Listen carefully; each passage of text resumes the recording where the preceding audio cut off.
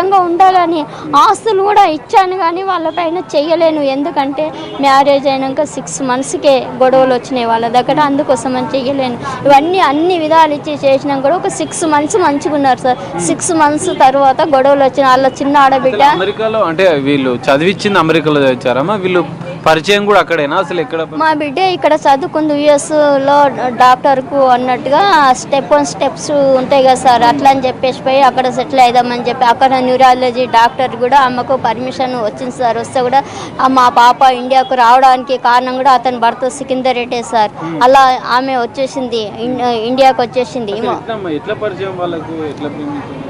అంటే ఒకసారి మా పాప MBBS చేసేటప్పుడు వాళ్ళ ఫ్రెండ్ ఉంది, వాళ్ళ ఫ్రెండ్ పేరు నేను మెన్షన్ చేయలేను సార్, చేయొద్దు. అందుకోసం అని చెప్పేసి ఆమె ద్వారా ఈమె పరిచయం అయింది సార్ మెడికల్ కాలేజ్లో.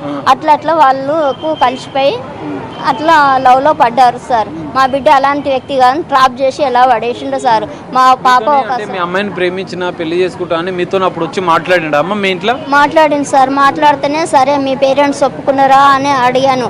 నాకు కట్నం వద్దు ఏమొద్దు చేసి అని అన్నాడు. అంటే అట్లా అన్నా కానీ వాళ్ళ పేరెంట్స్ మేము ఒప్పుకున్న తర్వాతనే ఆయన వద్దు అన్నంత మాత్రంలో మనం ఊకం కదా, మనకు ఒకటే కూతురు అన్నట్టుగా అన్ని విధాలా ఒప్పుకున్నారు సార్. ఒప్పుకున్నారు మంచిగా. ఒక 6 months మంచిగా ఉన్నారు సార్. ఒక 6 months తర్వాత ఇక వేధింపులకు స్టార్ట్ చేసిండు.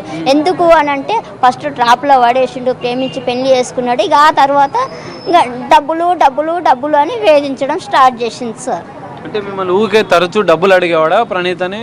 అడిగేవాడు సార్. నువ్వు ఉండవు, నీ ఖర్చులు నువ్వే పెట్టుకో. నేను ఎందుకంటే తను ఒక రెస్పాన్సిబిలిటీ, ఒక పెళ్లి చేసుకున్న తర్వాత భార్యను చాలా బాగా చూసుకోవాలి సార్. అప్పుడు మన పెళ్లి చేసుకున్నంత వరకు పేరెంట్స్ బాధ్యత, పెళ్లి చేసుకున్న తర్వాత భర్త చూసుకోవాలి, భర్త పేరెంట్స్ చూసుకోవాలి కదా సార్. ఒక ఇంటికి ఇచ్చినప్పుడు మనందరికీ ఆడపిల్లలు ఉంటారు, వాళ్ళకుంటారు, మాకుంటారు, మీకుంటారు. రెస్పాన్సిబిలిటీ ఎవరిది? భర్తగా ఉంటారు. ఇలాంటి రెస్పాన్సిబిలిటీ తీసుకోలేడు భార్య గురించి అతను. తీసుకోకపోగా ఇలాంటి ఇబ్బందులు. మీ ఇంటికి వచ్చినప్పుడు మాత్రం చెప్పిండా మీ అమ్మాయిని మంచిగా చూసుకుంటా, మేము ప్రేమించుకున్నామమ్మ, మీ అమ్మాయిని ఏ లోటు లేకుండా చూసుకుంటా అని చెప్పాడు అప్పుడు? అలా చూసినందుకే మేము నమ్మి ఒప్పుకున్నాం సార్. మేము వేరే క్యాస్ట్ ఏం కాదు, వాళ్ళు రెడ్డిసే, మేము రెడ్డిసమే సార్. అలా అని ఒప్పుకొని నమ్మించి చేసి పెళ్లి అయిన తర్వాత ఇంకా ఏం చేస్తారు అన్నట్టుగా ఇలా చేశారు సార్. దానికి బాధ్యత ఎందుకు ఈ వేధింపులు? ఎందుకు అసలు ఆయన ఎందుకు మీ అమ్మాయి నుంచి దూరంగా ఉండాలనుకున్నాడు? విడాకుల నోటీస్ ఎందుకు పంపించాడు? ఒక డాక్టర్ కదా, బాగా సంపాదించి పెడుతుంది అన్నట్టుగా ఆలోచన చేసుకుంటూ సంపాదించింది కూడా ఇంట్లోకి అడిగేవాళ్ళు, ఇచ్చింది అట్లా కూడా. ఈమె ఇచ్చినాక కూడా ఇంకా అదనంగా కావాలంటే ఆ అమ్మాయి ఎక్కడికి వెళ్ళి చేస్తుంది. మాతో చెప్పలేదు చాలా రోజుల వరకు. మాకు తెలిసిన తర్వాత ఎప్పుడైతే అడగడం స్టార్ట్ చేసినామో అప్పటికి చిత్రహింసలు స్టార్ట్ చేసిరు అత్త, మామ, భర్త, వాళ్ళ కుటుంబ సభ్యులు కలిసి. అంటే ఎట్లా వేధించే వాళ్ళు? భర్త నుంచి మీకు చెప్తుంటది కదా అమ్మాయి, అమ్మాయి ఇట్లా ఉంది, నాకు ఇట్లా బాధ ఉందని చెప్పి మీకు చెప్పేదా? అప్పుడు చెప్పేది. ఎప్పుడు ఇంట్లో ఉండడు అతను. మార్నింగ్ వెళ్తాడు, మధ్యరాత్రి 2 గంటలకు వస్తాడు అతను. 2 గంటలకు వస్తే పాప లేచి డోర్ తీయలేవని కూడా వేధించేవాడు. ఒక భర్త అన్నప్పుడు, భార్య ఇంట్లో ఉన్నప్పుడు 2 గంటలకు వస్తారు సార్. మనందరికీ ఫ్యామిలీలు ఉన్నవి. ఏంటిది ఒక రెస్పాన్స్ అంటే 2 గంటలకు వస్తావు అంటే అప్పటి వరకు నీకేం పని ఉంది? భార్య ఉన్నప్పుడు భార్యతో పిల్లతో ఆడుకొని ఇంట్లో ఉండాలి కదా. ఏదో ఒక రోజు అంటే ఓకే, డైలీ నువ్వు అదే టైం మెయింటైన్ చేసి ఏ భార్య అయినా ఒప్పుకుంటుంది. భార్యతో నువ్వు కలిసి ఉండలేవు ఎందుకు ఉంటుంది కదా సార్ క్వశ్చన్ అది. అలాంటివి అడిగేసరికి నువ్వు మంచిదని కావు, నువ్వు నా ఇంట్లో ఉండొద్దు అని అలాంటి వేధింపులకు గురి చేసి భయభ్రాంతులకు చేసిరు సార్. ఎన్ని సంవత్సరాల నుంచి అమ్మా మీ అమ్మాయి కూడా ఎన్ని రోజుల నుంచో పోరాడుతుంది, నా భర్త నాకు కావాలి, నేను భర్తతోనే ఉంటా అని మాత్రం మీ అమ్మాయి చెప్తుంది ఆమెకి.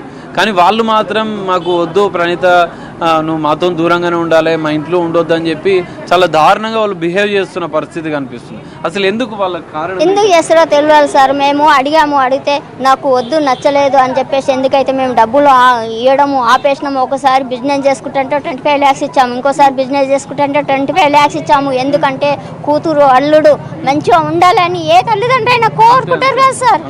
అట్లా అని చెప్పేసి అట్లన్నా బాగుపడతాడమని ఇచ్చాము. తిని తిరుగుతాడు, ఏమి బిజినెస్ అంటాడు, ఈడంటాడు, ఆడ చేస్తున్నాను అంటాడు, అంత లాస్ చేసుకుంటాడు. ఇక అట్లా అయినప్పుడు మనమైనా ఎంతగానో చేస్తాం. వాళ్ళ పేరెంట్స్ కూడా ఒకసారి అడిగాము, మీ కొడుకు ఏం చేస్తున్నాడు, ఏంటిది మరి పిల్ల జీవితం ఇట్లా అయిపోతుంది, ఏం పట్టించుకోరు అంటే మాకు కొడుకు గురించి మాకు అంటే నీ కొడుకు గురించి మీకు ఎందుకు తెలియాలి కదా, నీ కొడుకుని ఎందుకు అడుగుతలేరు అని మేము అనుమానాలు అడిగినాం సార్. అడిగితే ఏం రెస్పాన్సిబిలిటీ లేదు, నా కొడుకు నా ఇంట్లో లేదు, నాకు సంబంధం బిడ్డని తీసుకుపోరు అంటారు. అంటే తీసుకోపోవడానికే పెళ్లి చేస్తామా సార్? కానీ పెంచి ఇంత పెద్ద చేసి ఒక మంచి అత్తవారింట్లో మంచిగా ఉండాలి, మనకు ఎంతో సొసైటీలో మంచిగా ఉండాలని చూసుకుంటాం కదా సార్. అలాంటి దానికి ఇంత అరాచకాలు చేసి ఇంత చిత్రహింసలకు చేసి ఆడపిల్ల తట్టుకుంటుందా సార్ చెప్పండి? మరి ఎట్లమ్మా ఇప్పుడు మీరు ఇప్పటికే కూడా మీ కూతురికి న్యాయం చేయాలని పోలీసులకు కూడా అనేకసార్లు ఫిర్యాదు చేశారు, అయినా కూడా వాళ్ళు మాత్రం వదిలించుకోవాలనే ప్రయత్నం చేస్తున్నారు. అసలు ఎట్లా మరి ఇది ఎట్లా చేస్తారో మరి మేము మీడియా ద్వారా నేను కొడుకు నా బిడ్డకు న్యాయం జరగాలని అనుకుంటున్నాను సార్. నేను పలుమార్లు పోలీస్ స్టేషన్లో కంప్లైంట్ ఇచ్చాం సార్, ఏ మాత్రం రెస్పాన్స్ లేదు దానికి. అందుకోసం నా బిడ్డ మనస్తాపంతోనే ఇలా ఏమో సార్, మరి పోలీసు వాళ్ళు డబ్బుకు అమ్ముడవేరా పలుకుబడి ఏంటో మాకు తెలియదు సార్, వాళ్ళకే తెలియాలి, వాళ్ళకే తెలియాలి. మీ అమ్మాయి ప్రణీత అసలు ఎంత అంటే డాక్టర్ అంటే ధైర్యంగా ఉంటారు, ఎంతోమందికి ట్రీట్మెంట్ చేస్తూ ఉంటుంది, మీ కుటుంబం కూడా ఆమెకు సపోర్ట్గానే ఉంది ఇన్ని రోజుల నుంచి, అయినా కూడా ఎందుకు అసలు ఇట్లా ఆత్మహత్య ప్రయత్నం ఎందుకు చేయాల్సి వచ్చింది? మీకేమైనా చెప్పిందా లాస్ట్గా? అంతే సార్, నేను భరించలేకపోతున్నా వీళ్ళు పెట్టే టార్చరు. వాళ్ళ ఇంటి కెమెరాలు నా భర్త బయట ఎక్కడ పోయిండు అని అత్తమామని అయితే నీ భర్త ఏడున్నాడో పోయి వెతుక్కోపో నాకు తెలియదు అని అంటారు సార్. అంతా ఆ ఆడపిల్ల ఎంత అధైర్యపడుతుంది సార్, ఎక్కడుండో ఎట్లా వెతుకుంటారు? పేరెంట్స్కి తెలియదు సార్, పేరెంట్సే కదా దాచిపెట్టింది, వెతుక్కో అంటే ఆడపిల్ల పోయి ఏడుందిరా అని భార్య అడుగుతుంది, రా అని ఫోన్ చేసి పిలవక వెతుక్కో అంటే అది ఎలా ఉంటుంది మీరే చెప్పండి? అట్లా అన్నది అంటే అట్లా కాదు అని పేరెంట్స్ సర్ది చెప్పాలి, కొడుకు ఏడున్నాడో పిలవాలి. పేరెంట్స్ చేయలే కదా, చేయలేరు. అది చేయనందుకు నా బిడ్డ మనస్తాపంతో ఇట్లా చేసుకుంది. అయినా కానీ ఇంట్లో ఉన్నా కానీ చిత్రహింసలకు చేసిరు. ఇంత చేసినందుకు తట్టుకోలేక కొట్టారు, చాలా కొట్టారు, దెబ్బలు నన్ను కూడా కొట్టారు సార్. 1 month కింద నన్ను కూడా కొట్టారు. నా ఇంట్లో ఎందుకు వచ్చి ఉంటున్నావు వెళ్ళుకొని సరుపా కొట్టింది సార్. దానిపైన కంప్లైంట్ ఇచ్చాము, ఎమ్మెల్సీ అయింది, అంతా అయింది సార్. దానిపైన సిఐ గారు ఎలాంటి యాక్షన్ తీసుకోలేదు సార్, ఇంకా ఉల్టా మా పైన కేసు పెడుతున్నారు సార్. పనుల్లో చెప్తున్నారు వీళ్ళు. ఇప్పుడు ఇదంతా ఇష్యూ అయినా కూడా సొంత భార్య హాస్పిటల్లో ఉన్నా కూడా చూడడానికి రాలేదు వాళ్ళు, ఎవరు ఆ కుటుంబం నుంచి రాలేదు, భర్త కూడా స్పందించలేదు. కానీ ఇంకా మీపైనే ఆరోపణలు చేస్తున్నారు ఆస్తుల కోసం. మీరేం చెప్తారు? ఆస్తులు మాకెందుకు సార్, నా బిడ్డనే సంపాదిస్తుంది, నా బిడ్డ బ్రతుకుంటే సంపాదించుకుంటా. ఆ బిడ్డకి ఇప్పుడు 5 years 20 years మ్యారేజ్, అప్పటి వరకు ఈమె సంపాదనే మస్తు.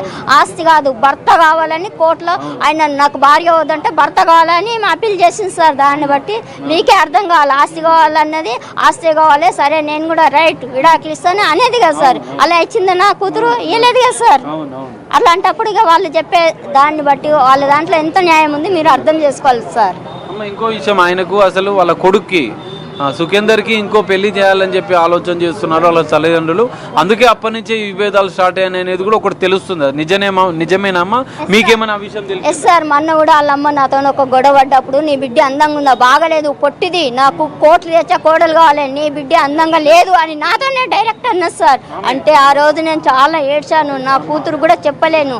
చెప్పక ఒకటి రికార్డింగ్ దాంట్లో నా బిడ్డ ఇన్నది, అది ఇన్నప్పటికెళ్ళి చాలా ఒక 2 days చాలా బాధపడ్డది. అట్లా కోట్ల రూపాయలు తెచ్చా కోడలు కావాలి వాళ్ళకి అని అలాంటి ఆరోపణలు చేస్తారు సార్. వాళ్ళు చేసుకున్న ఒక ఆడపిల్ల జీవితం ఇలానేనా సార్? ఆమెకు 2 ఆడపిల్లలు ఉన్నారు, ఇప్పుడు వాళ్ళకు కూడా అట్లా నానా బూతులు, కిరాయిలతో కూడా కొట్టించింది, తిట్టించింది, అన్ని విధాలు సార్. వాటర్ ఇవ్వలేదు, కరెంట్ ఇవ్వలేదు, కిరాయిలలో కూడా నువ్వు వచ్చి